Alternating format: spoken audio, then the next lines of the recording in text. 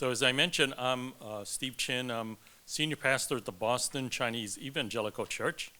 And in terms of parenting, I do have a daughter and a son. And I mentioned that my daughter, she's married.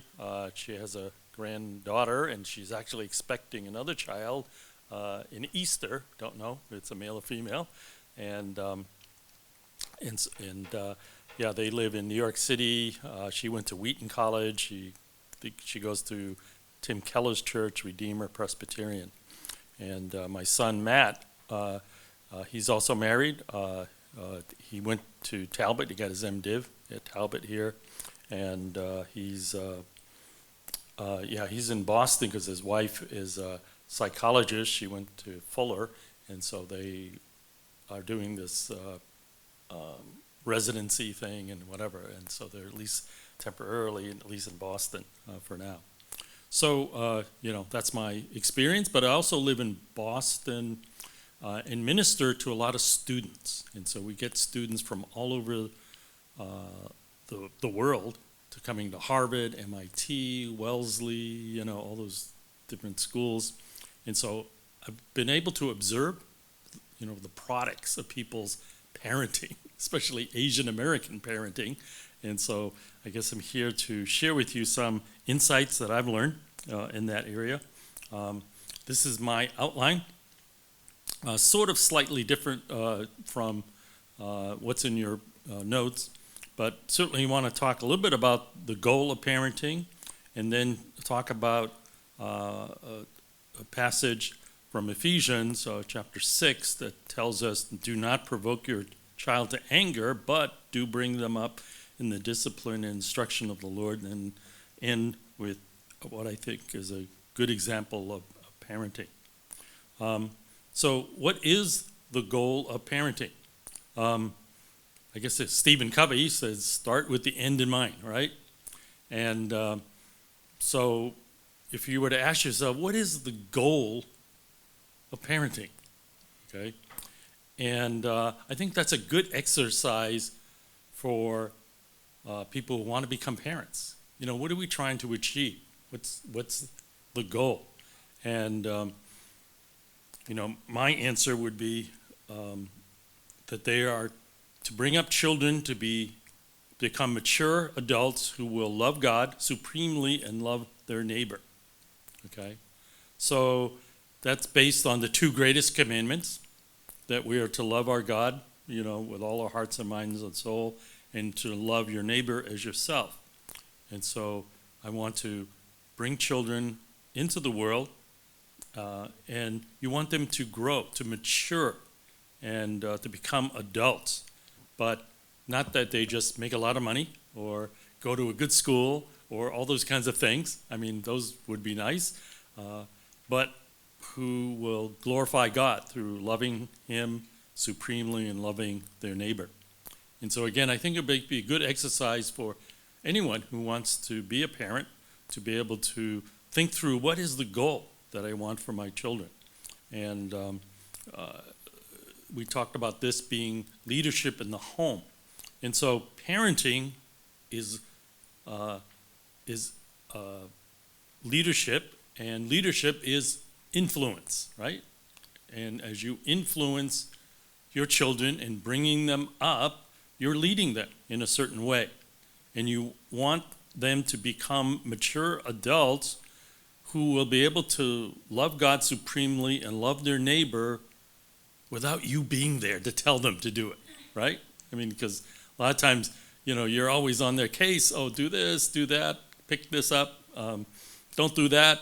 But you want them to be able to do this on their own. And so I think that's the goal of parenting. And so I think it's important to keep that in mind as we think through this area of parenting.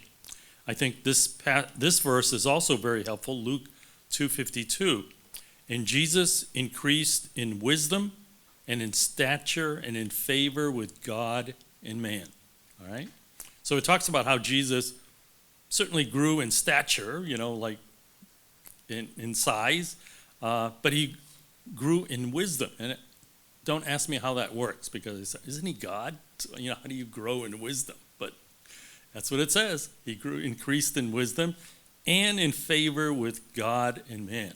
So he was pleasing God, but it seemed like other people around him were also impressed with him in who he was. And so he was growing in all these different capacities, whether it be sociological or you might say theologically or whatever. He was growing in these dimensions.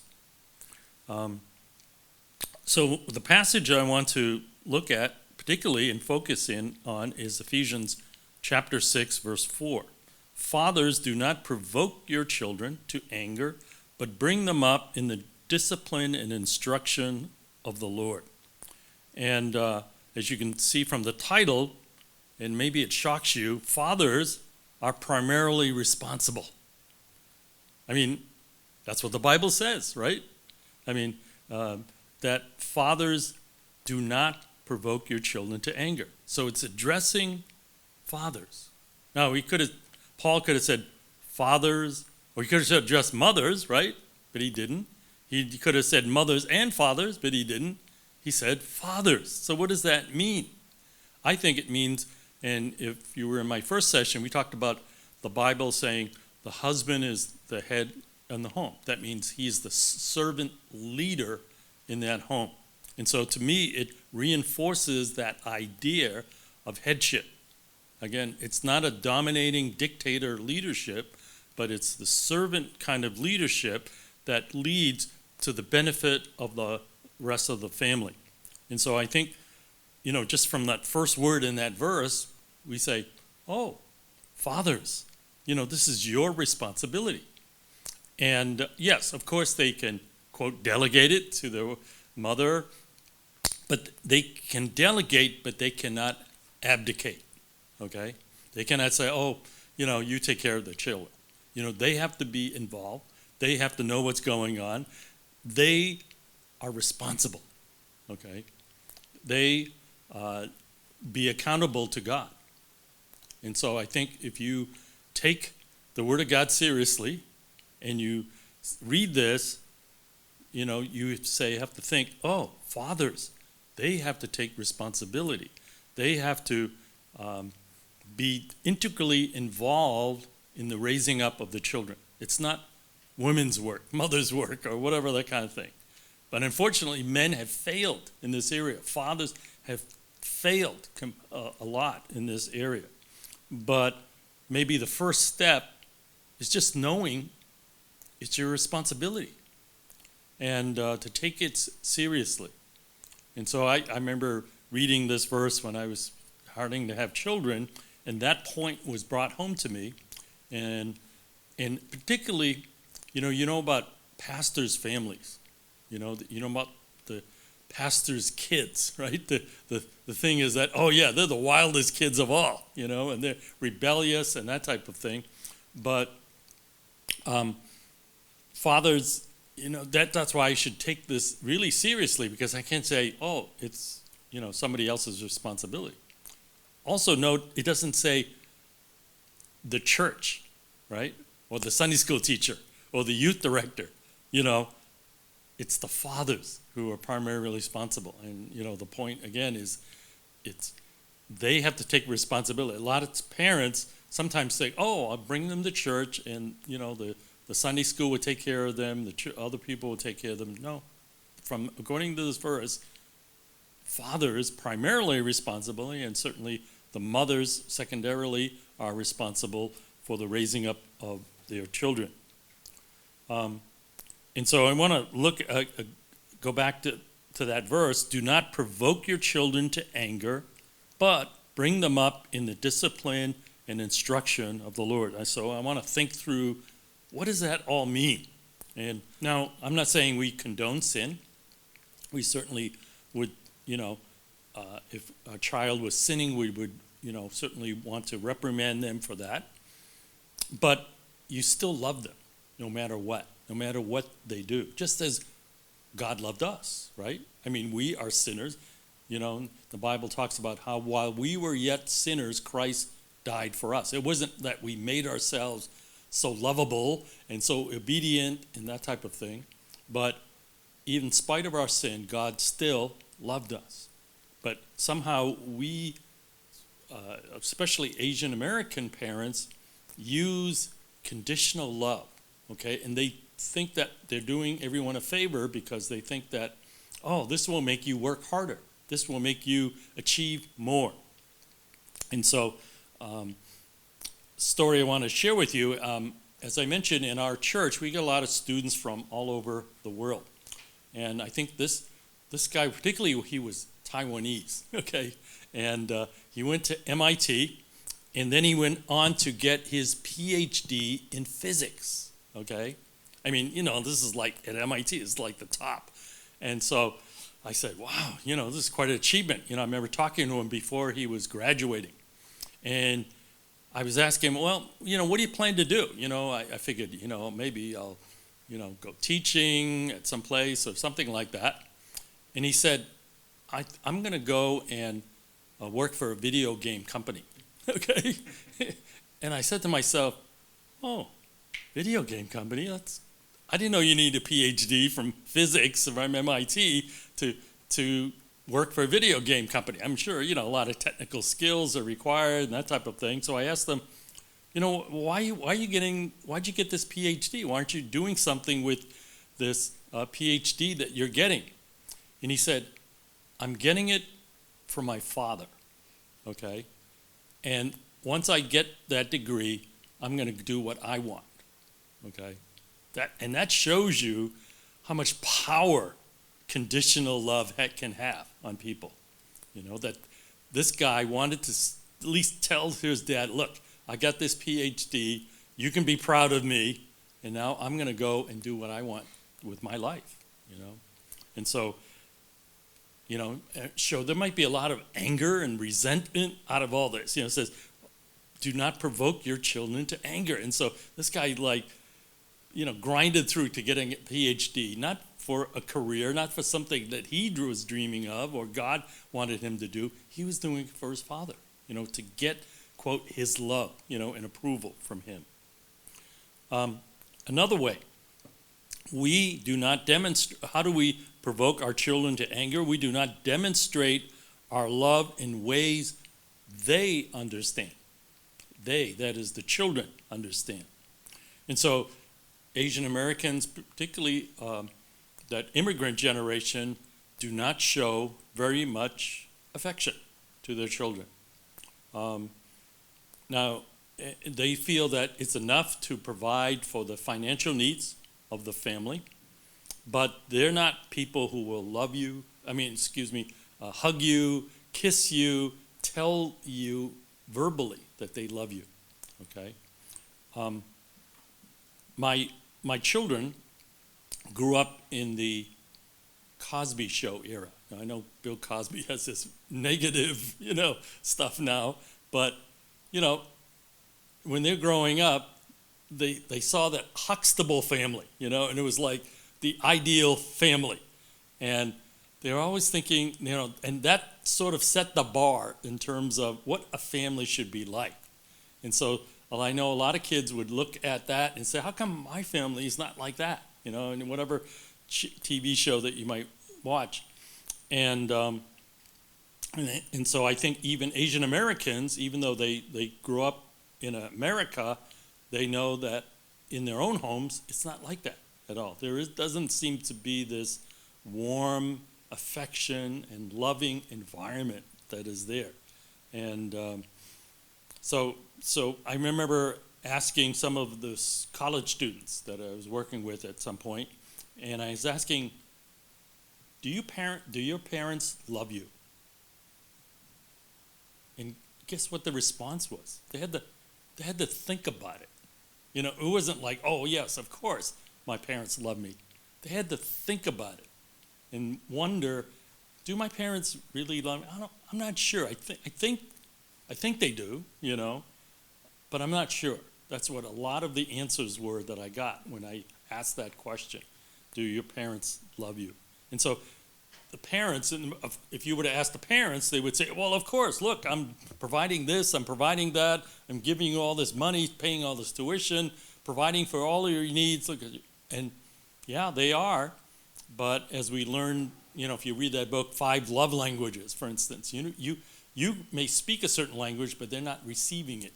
They don't understand it. And so we need to speak in the language and convey to them the kind of love. And so they're expecting some affection from their parents, and they're not getting it. And so we provoking our children to anger in that way. We do not verbally affirm our children. And as Asian parents, again, we sort of think that if we raise the bar and say, okay, you need to do better, you need to try harder, the proverbial, you got a 90% on the test, and then your parents say, well, how come you didn't get 100, right?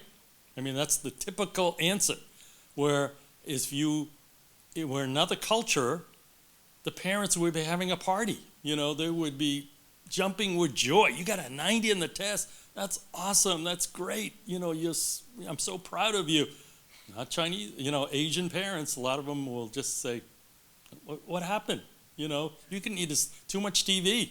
You have to buckle down. What's wrong with you? And so a lot of Asian kids, Asian American children grow up with very low self-esteem. And again, I talk to these kids who go to Harvard, MIT, they're the valedictorians, they're so smart, and they have very low self-esteem, believe me. And I remember there was a woman who came for me for counseling, and she said, my mother died just recently. And, she was sick for a number of years, and I took care of my mother. I mean, I took her to the doctors. And there were times that she was just couldn't even get out of bed, and I had to cook for her. I did all these things for her, and my mother never told me I was a good daughter. She always complained. She always said, why can't you do this? Why can't you be like your cousin and all these other things? But she never told me I was a good daughter. And then she died, and so now this woman is just like, what do I do now? I never heard that from my mother, affirming me, saying I was a good daughter. And so there is this hunger that is there from the children, even adult children, who are looking to hear some words of affirmation from their parents. And it's unfortunately, it's not happening as often as it should. We also provoke our children to anger in terms of we do not spend time with them. Okay? Now, time is perhaps the most important commodity, you might say, most valuable commodity, more than even money. And so we're all busy with all kinds of different things. But unfortunately, for a lot of children that are growing up in Asian American homes, the parents sometimes, and there's some parents who overdo it, and we'll talk about them in a moment, but there's others who are just so busy doing their own thing, and they just don't even spend time with their children. And so there was this quote, the opposite of love is not hate, it is indifference. And if we show indifference to our children, they get angry. They're provoked to anger. There was a study of 300 7th and 8th grade boys. And they followed these boys and their fathers to find out how much time did they spend with each other, together, alone, okay? And they found that the average time the father and son were alone together was 7.5 minutes per week, all right? So that means a little over a minute a day, okay? And so, and that's the average for, this study that they did. And so a lot of kids, feel that they're neglected. And so sometimes the parents are busy with their careers. Sometimes the parents are, into, even sometimes even church work can take them from their kids. And so we need to be very careful with that. And I think that's something that I had to watch out for, particularly as a pastor, because there's always something more to do. There's always like one more phone call to make, one more email to send out. And you can just keep serving. And it's a good thing. It's good to serve the Lord, but you need to spend time with your children. And I think this is one of the reasons why, my wife and I chose for my wife to, be a full-time mom, okay? And I'm not saying that everyone has to do it this way, but for my wife is a pharmacist. She makes more money than I do, okay? And so, but we said, okay, for 8 years, she stopped working, and she became a full-time mom. And this is what we and certainly there's financial sacrifices and all those kinds of things that are there, but we said, quantity of time is important and quality, okay? So sometimes people always use that excuse, well, it's not, it's both, okay? It's quality and quantity, all right? It's not either or, okay? How else do we provoke our children to anger? We are hypocrites a lot of times. That is, we don't practice what we preach. And this is, again, not just unique to pastors, because we do the preaching, but as parents, we are sort of preaching to our kids. We tell them, oh, don't lie, don't steal, don't do all these things. And a lot of times we do exactly the same kind of things. And give you some couple of examples. I remember when my daughter Stephanie was turning 13. And so we went out to eat. And, the waiter comes in, gives us the menu, and we look at the menu and says, oh, there's a children's menu for some of the stuff that she wants to eat. And it's up through age 12, all right? And she just turned 13, all right? And we're looking at it and said, gee, this is a lot cheaper, And she's not going to eat the whole thing, if she gets the adult size, she's not going to eat the whole thing. And they're not going to check, the birthday, because she doesn't have a license or anything. They don't know what day she was born and all that. So I was rationalizing all these things in my mind until I realized, what am I teaching my daughter? I'm teaching her, it's okay to lie if you get something out of it, right? That's what you're teaching. And so I said, my daughter asked me, oh, should I choose from the children's menu? And I said, no, you're an adult now. You're 13. You have to pick from the adult menu, all right? And so, it's those kinds of things that teach our kids lessons. And, we could talk all you want about being honest and all those kinds of things, but actions speak louder than words, okay? We had a rule in our house, with the movie grading systems. And so in the old days, it was R-rated movies. It was 17, you had to be 17 or accompanied by a guardian or a parent in order to see some of these movies. And seemed like the best movies are always rated R, all right? And my kids were like, oh, can't we watch this movie? And, can't we rent this video? Oh no, can't do it. And so I didn't have one system for them and one system for me, because I'm an adult, I could watch it. But I said, I'm not going to rent either any of these R-rated movies. And, some of them were like the best movies. And I said, no, I'm not going to watch them. And so my kids grew up with that system, realizing that I practice what I preach. I'm not trying to just say, well, you have a standard for you, and I have a different standard. It's the same standard, and I wanted to practice exactly what I preach. So we can provoke our children to anger by just being hypocrites and saying all these, quote, spiritual things, and yet not living it out in our daily lives. Another way that we provoke our children to anger is we're too harsh. Too harsh. I find that even the second generation people, that is, their parents were immigrants, right? The immigrant parents, they were pretty harsh, They brought out the stick a lot. And in our home, it was the reverse of the feather duster, okay? You had the handle on one side, so you turn it around, and my parents used to whack us a lot, and I would say, if they did that today, they'd be in jail, right? But that was the way it is.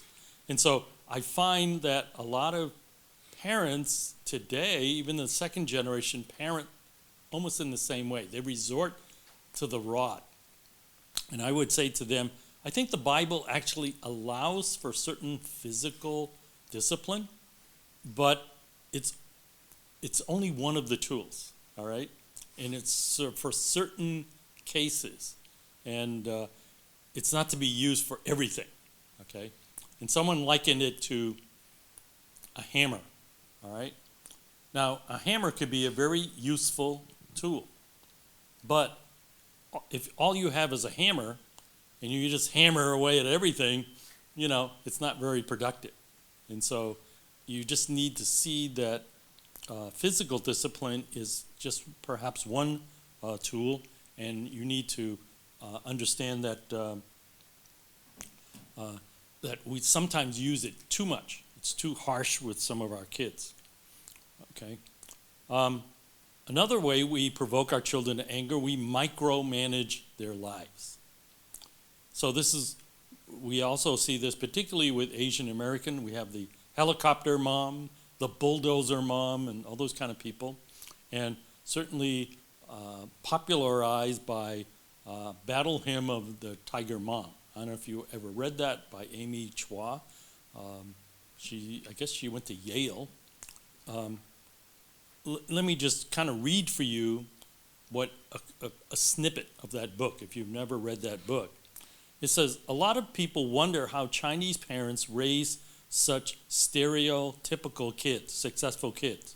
They wonder what these parents do to produce so many math whizzes and music prodigies. What's it like inside the family and where they could do it too? Well, I can tell them because I've done it. Here are some of the things my daughters, Sophia and Louisa, were never allowed to do. Attend a sleepover. Have a play date. Be in a school play. Complain about not being in a school play. Watch TV or play computer games. Choose their own extracurricular activities. Get a grade less than an A. Not be the number one student in every subject except gym and drama, okay? And so this is like some of the things that she wrote in her book. And as I read it, I said, I know a lot of parents like that, unfortunately. And they micromanage their kids. They're telling them, do this, do that. And they're into their lives. They're not allowing them to grow. So think back at the beginning. We talked about the goal of parenting. Is it to control their lives? No, it's to help them to grow to be mature adults. And so you have to learn to help them, to think for themselves, to be able to do things for themselves, and not just be the one to tell them how to do everything in their lives. And so I think this is one of the big mistakes a lot of times parents make, provoking their children to anger by micromanaging them. I remember even one of the kids was like a valedictorian in their class, but I knew behind the scenes it was the mother who was coaching him, pushing him, and all that kind of thing. And I said, oh, I wonder if she's going to go up and get the diploma with him, because she did like half the work, it seemed to be, in this whole thing. So anyways, this is how we provoke our children to anger. Okay. Uh-oh.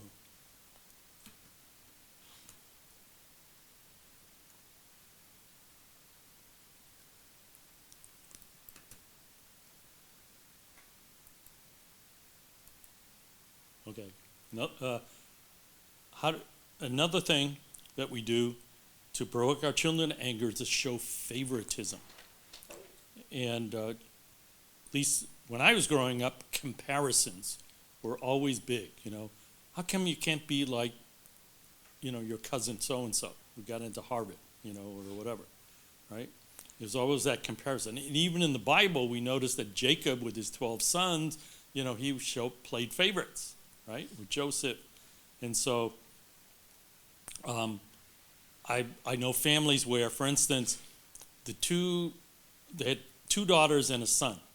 And the two daughters were pharmacists. Both of them were pharmacists. And the son was an engineer. And the two daughters would tell the mother, oh, you need to, take this medicine this way.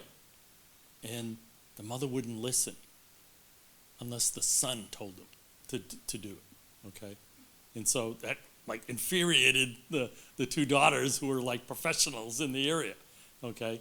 And so a lot of times, particularly old school, they are playing favorites in this whole area. So on the other hand, we want to bring them up in the discipline of the Lord. And I think the discipline of the Lord is training by action. The instruction is training by word. But discipline of the Lord, I think, focuses on training by action. And I would say this is very much like coaching, okay? Now, I'm from Boston, and we have a very good football team, all right? I know that a lot of people, may disagree. We may cheat or something, I don't know, whatever's out there. But I think the coach is pretty smart, And so as a coach, he has certain rewards and consequences for certain actions. And so there was a player last year, his name was Jonas Gray. And he had a really good game so that he was on the cover of Sports Illustrated. Okay, but he made a mistake. He was late to practice, okay? And eventually he got cut. And so that incident really showed a lot of the people that, this coach is pretty tough. You have better do these certain things, otherwise you're going to suffer certain consequences. And so I think the discipline of the Lord is sort of like coaching. We're trying to help our children to grow, and there's certain rewards if we do things the right way, but there's also negative consequences and negative outcomes as well. And so discipline focuses on the future and the right outcome, whereas punishment focuses on the past and upon the offense that was committed. And so we need to bring our children up in the discipline of the Lord, trained by action. On the other hand, we also need to bring them up in the instruction of the Lord. And this is training by words. Okay, so it's both by action and by words. And so some people just do one or the other, right? But you need both. And I would say particularly we need to note that this is not the church's job. The responsibility of instructing your children in spiritual things is not the job of the church. It is the job particularly of the father and the mother. Now I know that in Asian families there could be language issues, culture issues, and that kind of thing. And so I do the interviews for people who want to get baptized. And so I remember asking particularly the chairman of the board's kids, who wanted to get baptized. And I asked them about how they became a Christian. And they told me, oh yeah, whenever I go to Sunday school. I really learned a lot. I went to the youth ministries, and I really learned a lot in the conference. And that's how I became a Christian. And I asked them, well, what about your parents? Didn't they teach you anything? And they said, no, they just brought us to church, And I think that's the wrong concept, that we need to take responsibility and teach our kids spiritual things. It's not just the job of the Sunday school and bringing them to do it, but the responsibility is laid at the door, particularly in this verse, the fathers, right? And so we need to take responsibility for that. And so as I read that, we instituted having devotions with our children. And how we define devotion is just maybe 15, 20 minutes every day, something to learn something from the Bible and to pray. And we started early, even before they even knew how to read or anything. We would do that when they were little kids. We did it all the way until they went away for college. That is, I did it through high school, through that. And you may say, boy, your kids are pretty compliant, whatever. Yeah, they complained in the beginning, but they actually enjoyed it because it also showed that I paid attention to them. So either my wife or I or both of us would have devotions with our kids every day, probably 95% of the time. Yeah, I can't say every single day, but we tried to do it as much as we could, and we tried to make it fun for them, age appropriate, and all those kinds of things. And there's tons of curriculum that's out there. And so, for instance, when they were teens, I certainly wanted to talk to them about sex, right? But, can we talk about that even? But if it's in the curriculum, okay, what's the next topic? Oh, it's about sex, and then we would read about what the Bible says in these areas and talk about those issues, all right? And, they would talk about peer pressure, talk about all these, teen stuff, that they need to know. And so it's really important for them to learn this. And so train them by words, and this is like formal. That is, we're going to have a time every day that we're going to do this, all right? That's. But we can also do it informal. That is, it's not planned, but verbally you're guiding them, you're instructing them. A great time to do it is when you're in the car, driving them somewhere, all right? Because they're looking out, and they're not looking into your eyes, but, we can talk about different things. We ask them about, we could talk about what's on the news and what's happening in daily life. And so there's lots of issues that come up from day to day that we can talk about. We can also do it if we participate with their activities.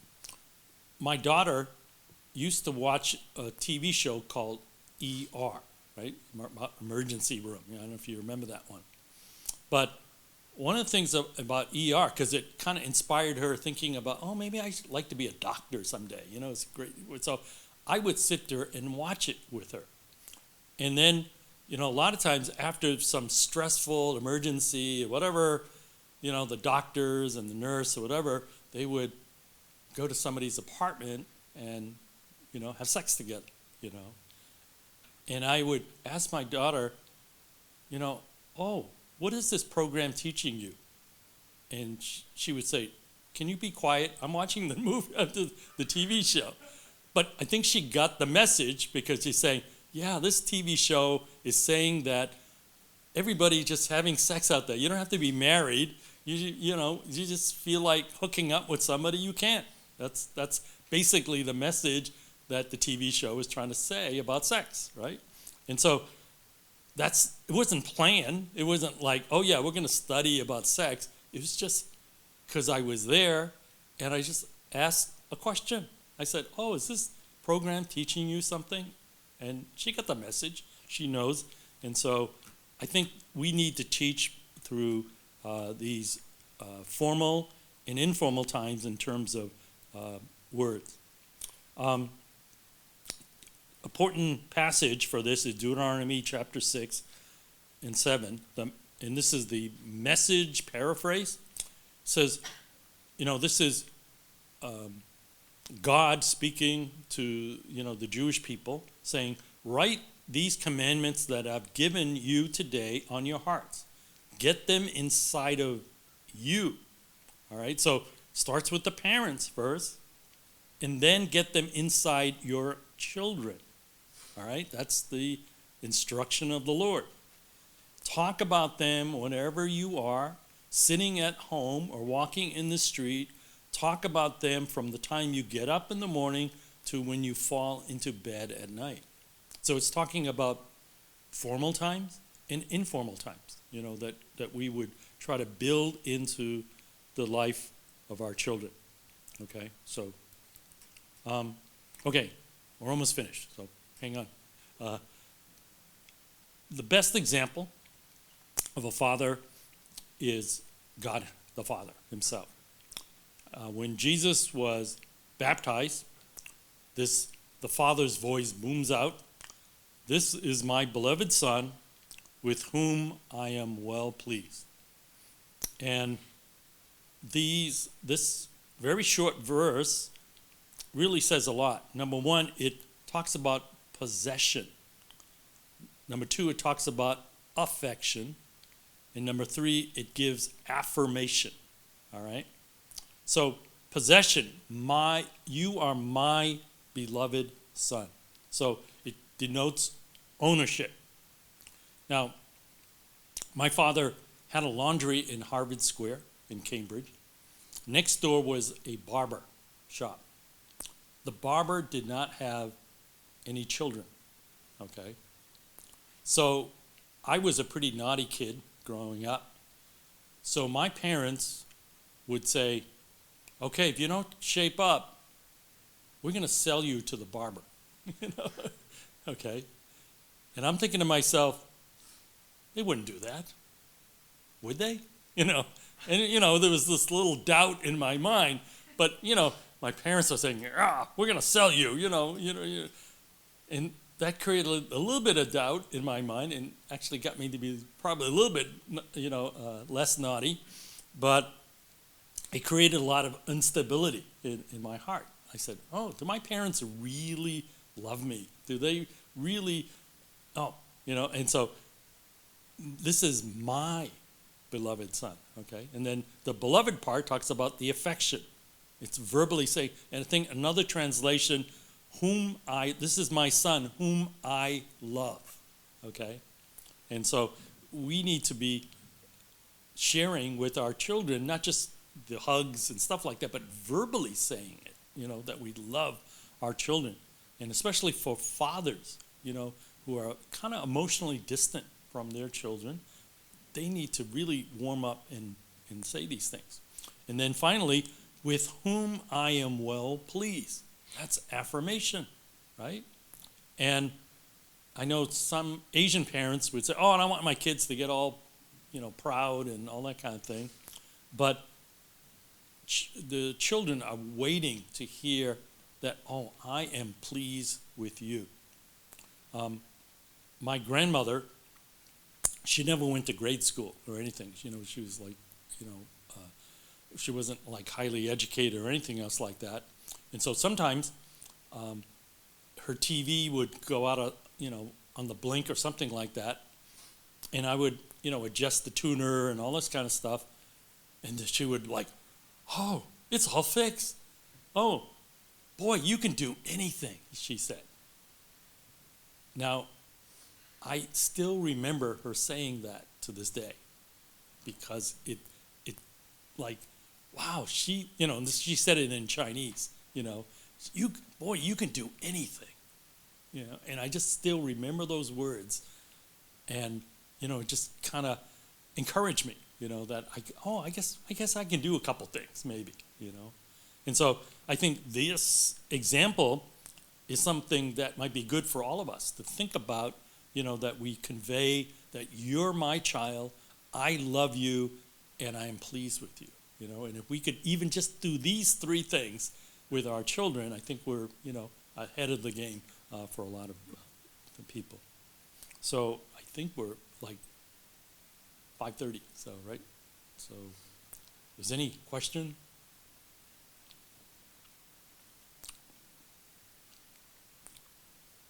You said that you have a number of college students, young adults, different parts of the country. So I'm assuming a lot of them grew up without a lot of the things that you're talking about. So any type of ministry that you do for them? Any way to help them process some of these things? Okay, so the question had to do with the lot of college students and young adults that come through our church who have a lot of, their parents made a lot of the mistakes, that we've just mentioned, and how do we help them? And yeah, I think we have to help a lot of them to heal a lot of times, and that they would get their affirmation from being a child of God, okay? That they may not ever get it from their parents, and they have to sometimes have to learn to forgive their parents, because some of them are so angry with their parents, because they didn't do the right things, you might say. They weren't good parents. Oh yeah, they provided for them, but they were very, harsh with them in many different ways. And so, again, many of them don't have a good relationship with their parents. And so I think when they're in college, a lot of this comes out, and so I think a lot of them did learn that, okay, even though I didn't have a good father, I have a good heavenly Father, who loves me. And so I think we've been able to at least provide some of that for some of these kids, and maybe not all of them. So I think it's, it's part of the gospel, and that a lot of us can be, have a deprived childhood, you might say, and we're scarred because of this. But it doesn't mean that you have to go through life like that, nor does it mean you're going to repeat the same thing with your kids, okay? That we can stop that cycle and turn it around and act in a different way. And that's why Paul gives these instructions and say, okay, as Christians, supernaturally, God gives us the ability to be able to overcome our past and be able to not repeat it with our own children. And so, yeah, so, I don't think it was a specialized ministry, but I think understanding that about a lot of college students certainly helped a great deal, to be able to understand that this is where a lot of the kids come from, this kind of background, and knowing that helps you to, because you would think, oh, these kids who are valedictorian of their class, they must be so self-confident, and, that a lot of them have very low self-esteem, and you'd be really surprised to think that, I can't do anything, and the people who commit suicide and all those different things that happen, and a lot of it's because the parenting, and the pressures that they're put on and that type of thing, and to perform, that is conditional love that they're growing up with. And so once they hopefully understand the gospel, and it's hard for them sometimes to understand the gospel because they think that, yeah, Christianity is the same way. We just have to work harder, try harder, and do all these things, then God will love me. And it's like so surprising to them to learn that God loves us unconditionally. So I think, as we preach the gospel, it provides healing for a lot of these people. Okay. We hope you enjoyed this message. Biola University offers a variety of biblically centered degree programs, ranging from business to ministry to the arts and sciences. Learn more at biola.edu.